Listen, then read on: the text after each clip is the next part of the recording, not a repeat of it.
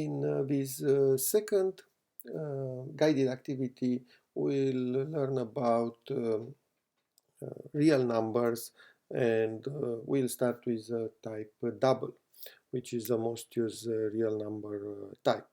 So let's create a new package for this activity, and we'll use the same convention to name it. It will be module 2 activity 2 first program.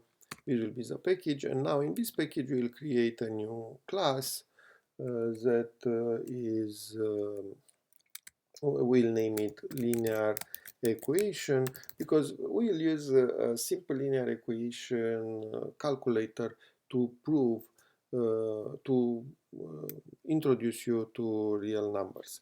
And as usual, we'll need the main program. We'll want to make this program, and we'll generate comments. Now, for now, the comment for the class is the same as the comment for the method. So let's start by briefly saying what we want to do. Solve the linear equation ax plus b equals c, where a, b, and c are provided as command line arguments. And we also want to print the solution for x. And we need to make an assumptions. For now, assumes a is not 0. We'll see, otherwise we might get an error. And we may copy this comment also for the class, because our class is for now only what the main function is doing. So we also need to specify if we have command line arguments, and as we said, we have them, the coefficients, the real coefficients. If you make a spelling error, it's easy to correct. A, B, and C. So we'll have three arguments. Now, before we start the programs, always is good to write the method that we want to do. So we'll start by receive or read the coefficients A, B, and C from command line. Then we'll compute the solution x, and then we'll print the solution. So these are the steps, the main steps that we want to do. Once we clarify this main step, it's easy. Now we can start doing the Java program. Now, as I said, the coefficients will be real number, and the predefined type for real number, the most used one is double. So we'll have a double A, and we'll initialize, and this is initialized very similar with how we initialize integers. We'll have as argument a string, and we need to parse that string to convert that string in a double, and we have a predefined method. Again, it's double, but with capital D. We'll see later that this is a class, and we have parse double, and here we'll need to put the argument, the first argument, which is arguments of 0 for the first coefficient, and for B and C it will be very similar. So again, I am copying and replacing.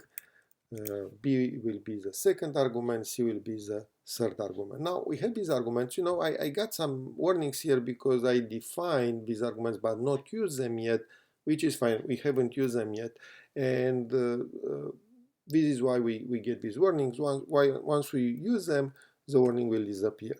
So now we need to define the variable x to keep the solution and to compute the solution. And it's basic math. The solution will be, we subtract b from both sides, so we'll have c minus b, and then we need to divide with the coefficient of x, which will be a.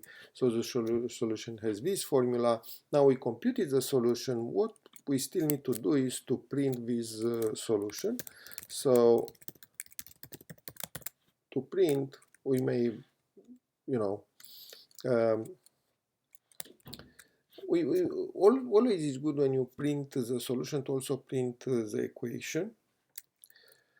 So we can start by writing the equation and then writing the solution, or printing the coefficients and then writing the solution. And we may write solve x plus b equals c, and then we can put all these numbers. Otherwise we will not see what numbers we used. I will modify here, print the equation, coefficient and solution for x, so it will specify that I want all of this information. Now something important, you see I left after a here a space just because this I want to be printed before I put the value for a, so it will not look ugly when it's printed. And we can put B and C, and now we also want to print the solution. So to print the solution, we'll write solution.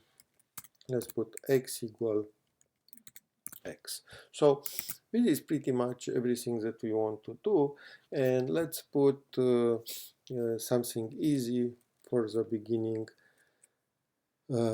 Let's run once, we'll get error. Always when you run first time, if you don't have command line arguments, you'll get error, but the advantage is that your program will appear now here. So we can go in Java application, no, we can go in run configurations and we'll see the program, and we can go in arguments and specify A, B, and C. And let's take some numbers. Let's take 2 for A. Let's put some real numbers as well. So let's put 20.8 and for B, and 30.4 for C. And let's run with these values, and as you can see, that's what we got as a solution. Now you can see that it's a little bit strange because we get this very strange number 4.799999.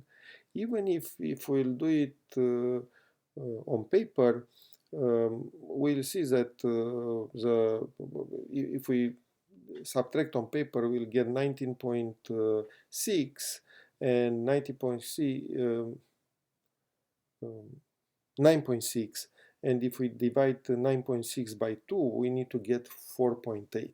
And this is a problem with numbers in computers. They are not always represented exactly. They are approximations of the real numbers, and even if the decimals for us seem very precise, the decimals, the usual decimals for computers, are not represented sometimes so precise. So you can estimate that this number is almost the same as 4.8, but this surprise will happen many times. So you need to be careful that if you are not in integers, once you go in the real numbers, you need to approximate the result. So you can no longer assume, for instance, this one might not be greater than 4.8, greater or equal. So you will need to take some margin of errors to be sure that you get the right result. Okay, if we'll print this with, if we want to print this with, let's say, 2 decimals precision, this will be much easy to get,